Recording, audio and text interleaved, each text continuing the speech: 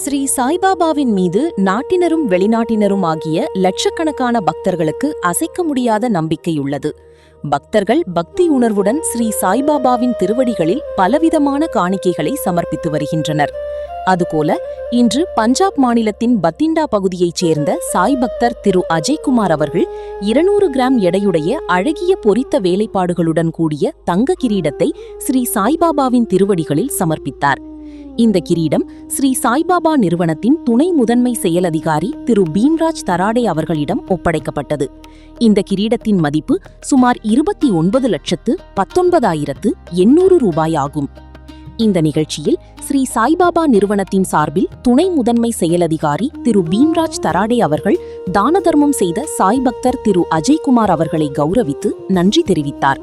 மேலும் இன்று ஒரு சாய் பக்தர் சுமார் 5,40,163 ரூபாய் மதிப்புள்ள அழகிய பொறித்த வேலைப்பாடுகளுடன் கூடிய தங்க புரோச்சை ஸ்ரீ சாயியின் திருவடிகளில் சமர்ப்பித்தார். அந்த சாய் பக்தரின் கோரிக்கையின்படி அவருடைய பெயர் வெளியிடப்படவில்லை. பென் டிவி தமிழ் சேனலுக்காக சீரடியிலிருந்து சிறப்பு செய்தியாளர் கா. சக்திவேல்.